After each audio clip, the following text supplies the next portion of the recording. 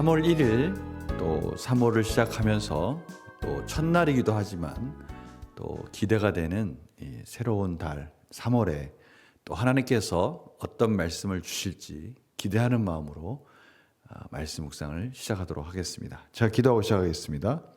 하나님 감사합니다. 저희들에게 또 귀한 달을 허락해 주셨습니다. 3월에도 하나님께서 풍성한 말씀 가운데 귀한 은혜로 저희들을 인도해 줄 믿습니다.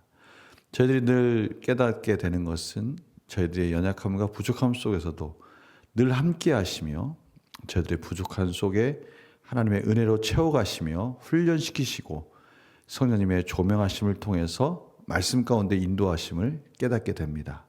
3월도 기대하는 마음으로 바라볼 때 하나님께서 채워주시고 말씀 속에서 빛의 자녀로 부족함이 없이 살아갈 수 있도록 은혜를 베풀어 주시옵소서. 감사드리며 예수님의 이름으로 기도드립니다. 아멘. 마가복음 7장 1절에서 13절 말씀을 제가 봉독해 드리겠습니다. 바리새인들과 또 서기관 중 몇이 예루살렘에서 와서 예수께 모여 들었다가 그의 제자 중 몇 사람이 부정한 손 곧 씻지 아니한 손으로 떡 먹는 것을 보았더라. 바리새인들과 모든 유대인들은 장로들의 전통을 지키어 손을 잘 씻지 않고서는 음식을 먹지 아니하며 또 시장에서 돌아와서도 물을 뿌리지 않고서는 먹지 아니하며 그 외에도 여러 가지를 지키어 오는 것이 있으니 잔과 주발과 녹그릇을 씻음이러라. 이에 바리새인들과 서기관들이 예수께 묻되 어찌하여 당신의 제자들은 장로들의 전통을 준행하지 아니하고 부정한 손으로 떡을 먹나이까? 이르시되 이사야가 너희 외식하는 자에 대하여 잘 예언하였도다. 기록하였을 때 이 백성이 입술로는 나를 공경하되 마음은 내게서 멀도다. 사람의 계명으로 교훈을 삼아 가르치니 나를 헛되이 경배하는도다 하였느니라. 너희가 하나님의 계명은 버리고 사람의 전통을 지키느니라. 또 이르시되 너희가 너희 전통을 지키려고 하나님의 계명을 잘 버리는도다. 모세는 내 부모를 공경하라 하고 또 아버지나 어머니를 모욕하는 자는 죽임을 당하리라 하였거늘 너희는 이르되 사람이 아버지에게나 어머니에게나 말하기를 내가 드려 유익하게 할 것이 고르반 곧 하나님께 드림이 되었다고 하기만 하면 그만이라 하고 자기 아버지나 어머니에게 다시 아무것도 하여 드리기를 허락하지 아니하여 너희가 전한 전통으로 하나님의 말씀을 폐하며 또 이 같은 일을 많이 행하느니라 하시고 아멘. 오늘 하나님께서 저희들에게 귀한 율법을 주신 그 본질적인 의미가 변질되어져서 자신의 의를 드러내는 외식하는 모습으로 바뀌어져 있는 것을 예수님께서 지금 지적하고 계십니다. 그 발달은 이렇습니다. 제자들이 음식을 먹는데요. 손을 씻지 않았나 봅니다. 그랬더니 마침 어떻게 하면 예수님을 넘어뜨릴 수 있을까? 제자들이나 예수님이 하시는 일들을 보면서 어떻게 하면 흠을 잡아서 사람들 앞에 망신을 줄 수 있을까? 어떻게 하면 그들을 정죄할 수 있을까? 그것을 늘 지켜보던 예루살렘에서 온 이 바리새인들과 서기관. 예루살렘에서 왔다는 것은 보통 바리새인과 서기관보다 더 권위 있는 최종적인 어떻게 보면 율법의 권위를 가지고 이제 예수님을 지켜보기 위해서 왔다는 거죠. 그들이 그 손을 씻지 않는 제자들을 향해서 장로들의 전통을 들이대면서 이제 제자들을 비판하기 시작합니다. 그럴 때 예수님께서 이 바리새인과 서기관들에 대해서 사람의 그러한 전통을 통해서 하나님의 말씀을 뛰어넘는 그들의 의를 드러내려고 하는 그들의 생각들을 아시고 오늘 하나님께서 이렇게 말씀하십니다. 이르시되 너희 외식하는 자여. 이 외식이란 말은 가면을 쓰고 있는 자들이여.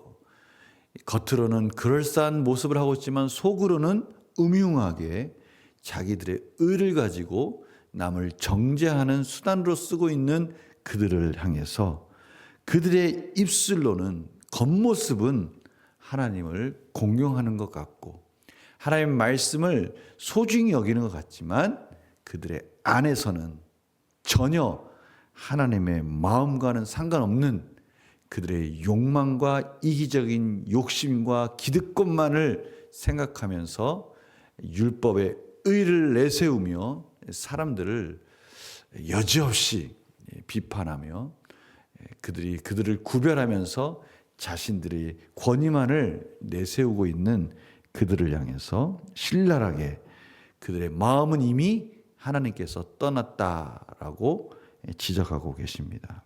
오늘 이 말씀 참 중요한 말씀이죠. 사람의 계명이 이제는 하나님의 율법보다 더 위에 있어서 오늘 말씀처럼 사람의 전통으로 말미암아 하나님의 계명을 잘 저버리는도다. 이 참 너희들이 사람의 계명 때문에 하나님의 말씀은 이제는 있을 자리가 없구나. 그렇게 말씀해 주십니다. 그러면서 그 예로 고르반 하나님께 드렸다라고 핑계를 대고 부모를 공경하지 않는 그들의 외식적인 모습을 또 지적하고 계십니다. 오늘 이 말씀은 저희들에게 참 중요한 교훈의 말씀을 주시는데요. 무엇보다도 혹시나 하나님의 본질적인 그 사랑, 공의, 하나님의 마음이 드러나 있는 하나님의 마음 중에 가장 소중한 마음은 뭐죠? 하나님의 율법 중에 가장 중요한 건 무엇입니까? 오늘 그 문제를 통해서 그 답을 찾아가도록 하겠습니다. 오늘 연구와 묵상입니다. 사람이 정한 전통을 강조할 때 하나님의 계명을 저버리게 되는 이유는 무엇입니까? 사람의 전통을 강조하다 보면 하나님의 계명을 저버리게 된다는 것이죠. 왜 그럴까요? 하나님의 계명의 가장 중요한 것은 하나님을 사랑하고 이웃을 사랑하는 것이죠. 그런데 사람의 계명이 하나님을 사랑하고 이웃을 사랑하는 것보다 먼저 앞서서 자신의 의를 드러내려고 하는 순간에 그 율법의 본질적인 것, 하나님을 사랑하고 이웃을 사랑하는 그 마음이, 그 겸손한 마음이 내가 무엇인가 할 수 있다는 교만한 마음으로 변질될 때 사람의 계명이 앞서기 시작하는 것입니다. 다른 사람보다 좀 더 우월한 그 무엇인가를 드러내기 위해서 자신이 하고자 하는 일들, 자신의 욕심을 채우는 수단으로 변질되게 되는 것이죠. 참 중요한 부분입니다. 하나님 사랑하고 이웃을 사랑하는 것 저희들이 감당할 수 있겠습니까? 아무것도 저희들이 할 수 있는 것이 없다는 것을 깨닫게 되고 오직 하나님의 은혜로 그 모든 것을 할 수 있다는 것을 가르쳐주는 것이 율법입니다. 그 율법의 본질적인 겸손하게 하나님께 나오라고 말씀해 주신 그 율법의 본질적인 의도가 완전히 뒤바뀌어서 자신의 의를 드러내는 수단으로 바뀌는 이러한 모습 속에서 이사야 선지자가 말씀하신 그 정확한 지적, 겉으로는 하나님을 공경하는 것 같지만 속으로는 자기 자신을 우상으로 섬기면서 하나님께 이미 마음이 멀어졌다라는 것을 증명하고 있는 그 모습을 지금 예수님께서 말씀하고 계시는 것이죠. 그래서요, 느낀 점 보면요, 전통을 지킨다는 명목으로 자신의 신앙을 합리화하며 잘못된 신앙생활을 하고 있던 유대인들의 모습에서 무엇을 느낍니까? 이렇게 하는 것이 하나님의 말씀을 더 잘 지키게 만들어주는 거야 라고 말을 하는 거죠. 근데 거기에 뭐가 빠진 거죠? 하나님의 사랑이 빠진 거죠. 사람에게 정죄하고 이렇게 하는 것이 하나님의 말씀을 더 잘 지키게 하는 거야 라고 하는 그것이 수단이 더 강화되어져서 사람을 더 참으로 힘들게 하고 무거운 짐을 지게 하고 율법의 짐이 배가 되게 함으로 인해서 도구가 먼저, 목적은 하나님의 나라와 교회인데 도구가 강화되어져서 수단이 중요시 여겨져서 오히려 하나님의 목적과는 상관없는 우리의 의가 드러나고 있지는 않은지를 한번 돌아봤으면 합니다. 참 어려운 부분이죠. 결국 이 모든 것에는 하나님의 은혜가 필요하다는 것을 깨닫게 됩니다. 그래서 결단과 적용도 바로 그거죠. 내가 말씀보다 사회적 시선과 사람의 평판을 더 의식하며 행동한 적은 언제입니까? 형식적인 신앙에서 벗어나 말씀을 따라 살기 위해 무엇을 실천하겠습니까? 참 이 부분에 있어서 모두가 다 참으로 하나님 앞에 부끄러운 것 같아요. 그래서 하나님께서 저들에게 말씀을 주셨습니다. 말씀의 기준을 주셨어요. 이 모든 것 속에서 스스로 늘 말씀의 거울에 비추어 보도록 은혜를 베풀어 주셨습니다. 베드로전서 4장 11절 만일 누가 말하려면 하나님의 말씀을 하는 것 같이 하고 누가 봉사하려면 하나님이 공급하시는 힘으로 하는 것 같이 하라. 이는 범사에 예수 그리스도로 말미암아 하나님이 영광을 받으시게 하려 함이니 그에게 영광과 권능이 세세에 무궁하도록 있느니라. 아멘. 모든 것은 하나님의 은혜라는 것이죠.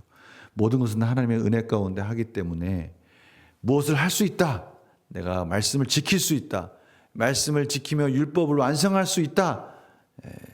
내가 다른 사람보다 의롭다라고 말할 수 있는 것이 아무것도 없다는 것이. 그 모든 것 속에는 하나님이 공급하신 은혜로서 가능하고 은혜로 가능하다는 것은 내 것은 아무것도 없고 오직 하나님께만 영광을 돌려야 된다라는 것을 말씀해 주고 계십니다.